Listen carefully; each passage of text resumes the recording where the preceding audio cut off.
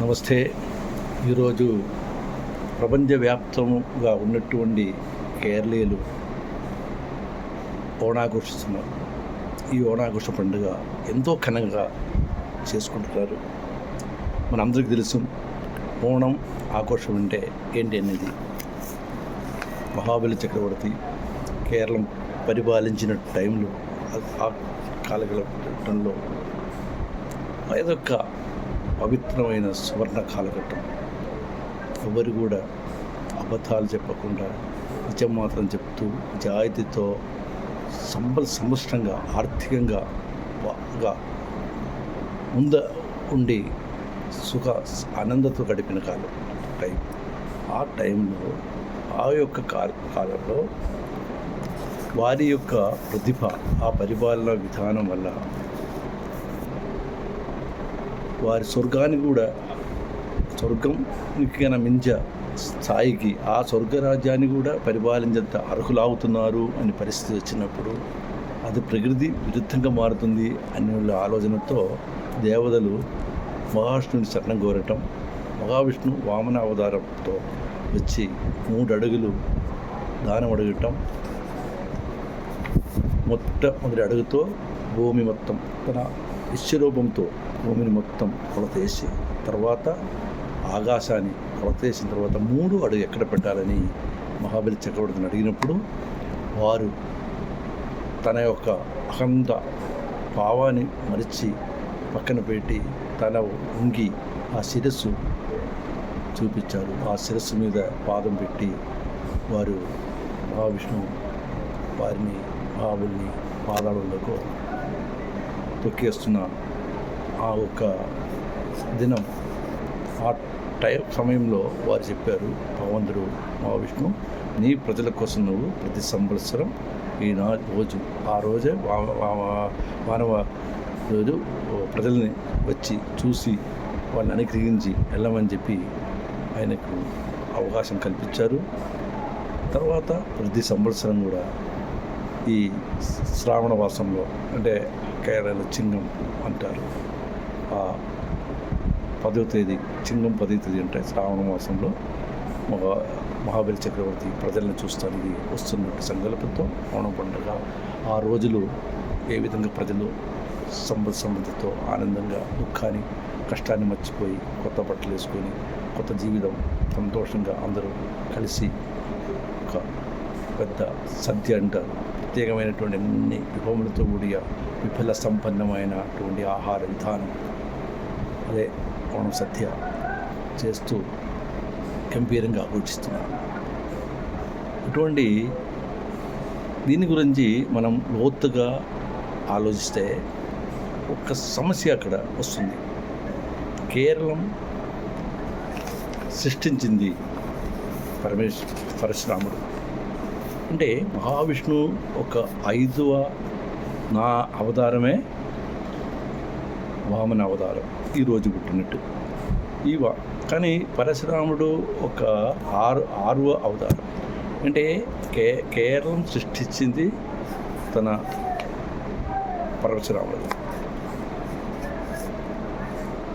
కానీ 5వ సృష్టి అయినటువంటి వామనుడు మహాబలి చక్రవర్తిని ఎలాగా అందం చేశారు, పాదాలకు పంపించారు. ఒక సాంకేతికంగా చర్చనీయ విషయం. కానీ అది జరిగింది నిజమయ్య కూడా. దాని ముందు చెప్పినప్పుడు విష్ణువు ఒక అవతారం గురించి మన నరసింహ అవతారం గురించి ఆలోచించాల్సింది. మహావిష్ణువు నరసింహ అవతారం ఇచ్చారు. కారణం ఈ మహాబలి చక్రవర్తి అని మనం పరిశీలిస్తే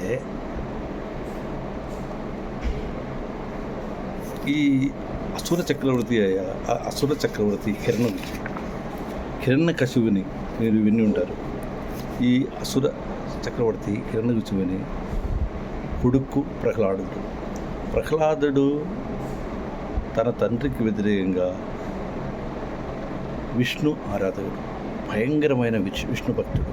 ఆఖరికి ఈ హిరణ్యసురుడు అయినటువంటి హిరణ్యకశిపుడు ఈ హిరణ్యని విష్ణు భక్తునైనటువంటి హిరణ్య మహావిష్ణుని వధించాలని ప్రయత్నం చేస్తారు. ఆ ప్రహ్లాద అనే యొక్క భక్తిని మన్నించి మహావిష్ణువు ఆ రోజు నరసింహావతారం తీసుకొని ఆ హిరణ్యని వధించడం జరుగుతుంది. తర్వాత ఆ దేశం ఎక్కడ, ఆ ప్రాంతం ఎక్కడ అని మనం పరిశీలిస్తే అది మన ఆంధ్రప్రదేశ్లో వస్తుంది. డెక్కాన్ ప్రదేశం అంటారు. డెక్కాన్ ప్రదేశం అంటే మన ఆంధ్రప్రదేశ్లో హిరణ్యకశిపుని రాజ్యం എന്ന് విశ్వసించబడినటువంటి ప్రాంతం కర్నూలు జిల్లాలో అహోబెలం. అందరూ విన్నారు, అందరికీ తెలుసు. నరసింహస్వామి పెద్ద ప్రఖ్యాతి పొందిన ప్రాంతం, చాలా ప్రకృతి అందమైన ప్రాంతం మహాబలం. ఆ మహాబలంలోనే నరసింహస్వామి పుడతారు, అవతారం ఎత్తుతారు. హిరణ్యకశిపుని చంపిన తర్వాత వాళ్ళు కొడుకైనటువంటి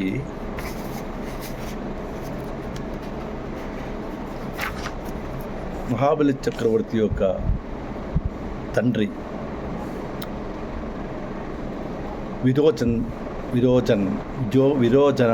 విరోచనుడు అనే పేరు గల ఆ ప్రహ్లాదుని పుత్రుడు ఆ దేశాన్ని మళ్ళీ పరిపాలించడం ప్రారంభిస్తారు.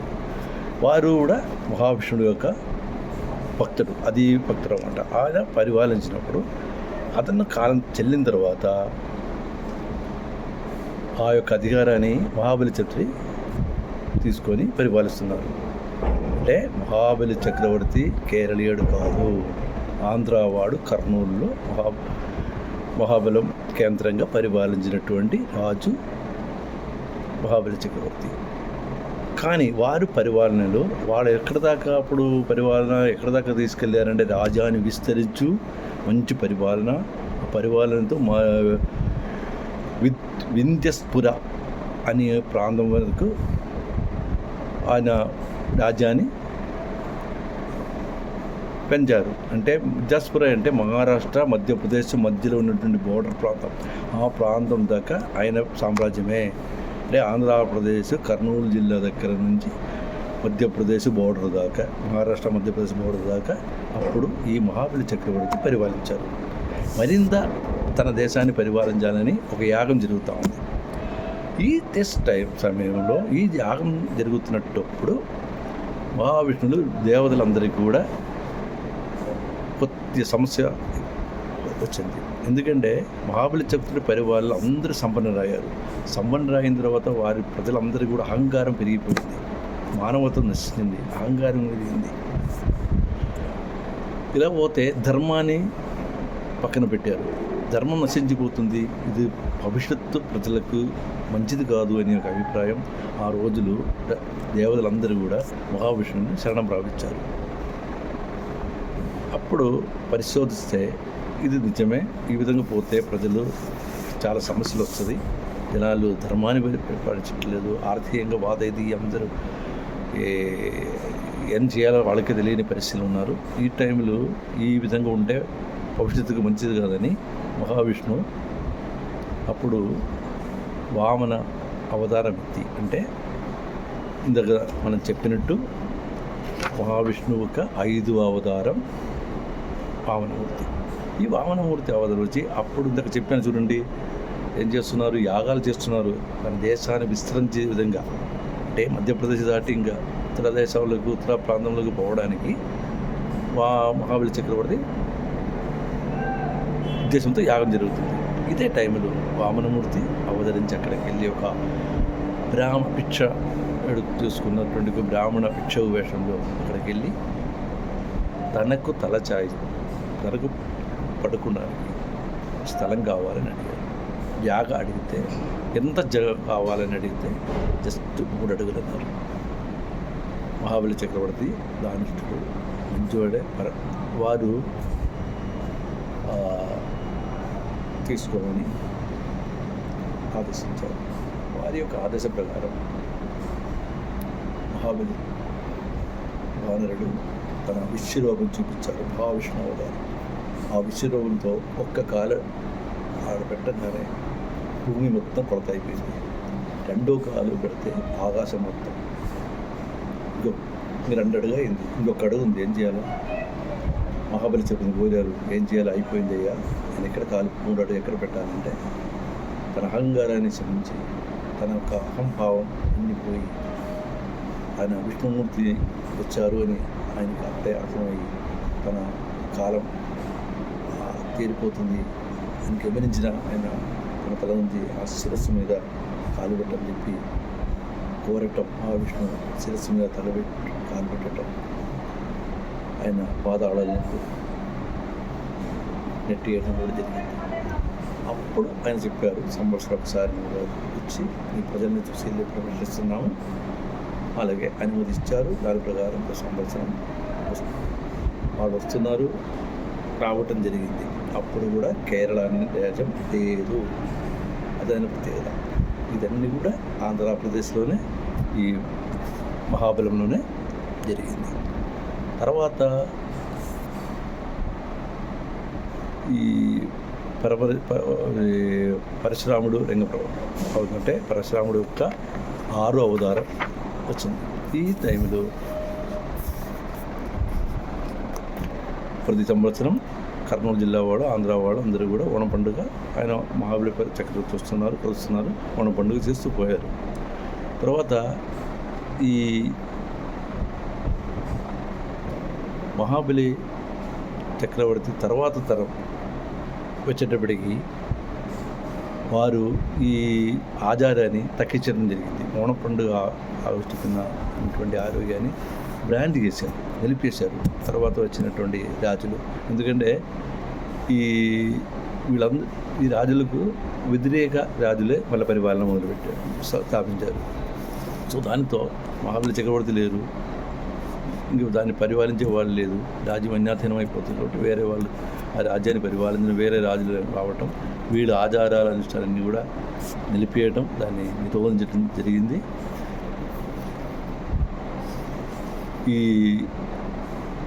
అలాగే జరుగుతుండే అసుర రాజుల ఒక కులగురు ఉండేది, శుక్రాచార్యులు, మీరు వినుండారు. ఈ శుక్రాచార్యుడు ఈ వింధ్యాచల ప్రదేశం అంటే మహారాష్ట్ర, మధ్యప్రదేశ్ బోర్డర్ జరిగిన సామ్రాజ్యం గట్టిపడుతుంది. ముఖ్యమైన ఉపదేశాలు మహాబలి చక్రవర్తి ఇచ్చింది ఎవరంటే శుక్రాచార్యులు.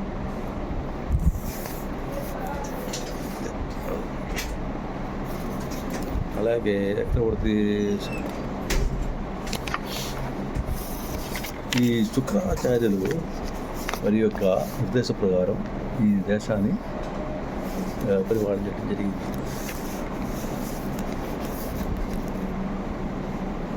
అప్పుడు ఆ దేశాన్ని పరిపాలించినటువంటి రాజులు అంటే మహాబలి చక్రవర్తి కాలాగమనం చేసిన తర్వాత కర్నూలు కేంద్రంగా పరిపాలించిన రాజులు జమదాగ్ని మహర్షి అని ఉండేవారు, ఒక ఆశ్రమం ఉండేది. ఆ ఆశ్రమాన్ని వీళ్ళు ఆక్రమించుకొని జమదాగ్ని మహర్షిని ఆక్రమించేదానికి ఓ సహస్రార్జున అనే ఒక రాజు ఈ జమదాగ్ని వధించటం జరిగింది.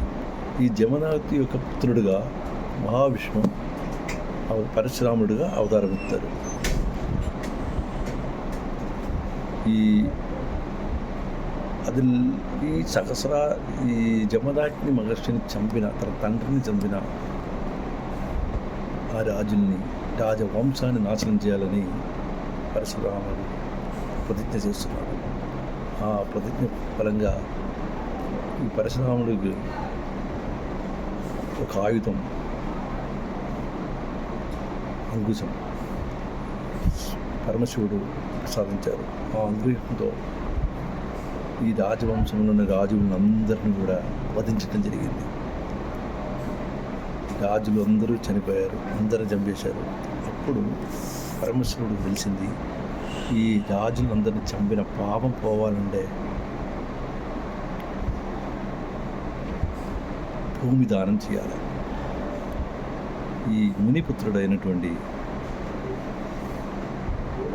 పరశురాముడికి సొంతంగా భూమి లేదు, ఎక్కడి నుంచి దానం చేస్తారు? అప్పుడు ఆలోచించి ఏం చేయాలని దానికి ఒక మార్గం ఆలోచించి ఆయన వరుణుడు అడిగారు ఒక సలహా, నాకు స్థలం కావాలి, నాకు భూమి కావాలి, అది బ్రాహ్మణులకు దానం చేయాలి. దాని ప్రకారం వారు తన చేతిలో పరమశివుడు ఇచ్చినటువంటి ఆ ఆయుధం, ఆ ఖడ్గం ఎక్కడ విసిరేస్తే ఎంత దూరం వెళ్తే అంత దూరం వచ్చినటువంటి భూమి, అక్కడ భూమి అవుతుంది సముద్రం, అంటే అరేబియన్ సముద్రం ప్రాంతంలో నిలబడి వారు పరమేశ్వరుడు అడగటం జరిగింది. ఆ ఖడ్గం ఎక్కడికి వెళ్తే అక్కడ దాకా సముద్రం భూమిగా మారిపోతుంది. ఆ భూమి ప్రాంతం పరమశివుడికి తీసుకొని చెప్పారు. అలాగే ఆ భూమి ప్రాంతం అవతరించింది కేరళ. అంటే మహావిష్ణువు 6వ అవతారమైన పరమశివుడు కేరళం సృష్టిస్తారు. కేరళంలో ఆయన ఈ ప్రాంతం ఆంధ్రప్రదేశ్ నుండి మధ్యప్రదేశ్ ఉన్నటువంటి బ్రాహ్మణ్స్ని తీసుకొచ్చి ఆయనకు ఆ భూమి ఇచ్చి వాళ్ళని అక్కడ చేర్పిస్తారు. వారికి ఇస్తారు, కేరళ అంతా వాళ్ళకి ఇస్తారు. కానీ వారికి భూమి, వారికి పని చేయడానికి మనుషులు కావాలా, రైతులు కావాలా, పనివాళ్ళు కావాలా, కూలికి మనుషులు కావాలా. అప్పుడు వీళ్ళు ఏం చేశారంటే ఆంధ్రప్రదేశ్, తమిళనాడు, కర్ణాటక ప్రాంతాల నుంచి జనాలను తీసుకొచ్చి పని చేయించేదానికి తీసుకొచ్చారు. వీళ్ళందరూ అక్కడ చేరి ఒక పెద్ద దేశంగా మారింది కేరళ రాష్ట్రం. కానీ ఇక్కడ కర్నూలు జిల్లాలో ఆవులలో అంతరించిపోయినటువంటి ఓణాఘోషం, అక్కడికి వెళ్ళిన ప్రజలు, ఇక్కడ నుంచి తీసుకెళ్ళిన అటువంటి జనులు, బ్రాహ్మణ్స్ అందరూ వాళ్ళ ఆచారానుష్ఠానాన్ని మర్చిపోలేదు. ఆ ఆచారానుష్ఠానంగానే ఆ విశ్వాసంతో మళ్ళా వాడు ఆవిరి చక్రవర్తి తను చూస్తానికి వస్తున్నప్పుడు ఆ ఓణాఘోషం అది తరతరాలుగా చేస్తూ ఈరోజు ఆంధ్రప్రదేశ్ నుంచి ప్రారంభమైనటువంటి ఆ ఓణాఘోషం ఈరోజు కేరళ సొంతం దేశీయోత్సవంగా మారి ఓణాఘోషంగా కేరళ ప్రజలందరూ కూడా ఆలోచిస్తున్నారు. ఇది ఒక చరిత్ర. కేరళ ఓణాఘోషం ఆంధ్రప్రదేశ్ పుట్టిందా ఆఘోషం. ఇది ఒక సైంటిఫిక్గా ఇదివరకు దాని గురించి ఆధారాలు దొరకలేదు. దాని గురించి గవేషణలు జరుగుతున్నాయి. ఎంతవరకు నిజమనేది నాకు కూడా తెలియదు. కానీ నేను కలెక్ట్ చేసినటువంటి వివరాల నుంచి నాకు ఇదే అర్థమైంది. Thank you. నమస్కారం.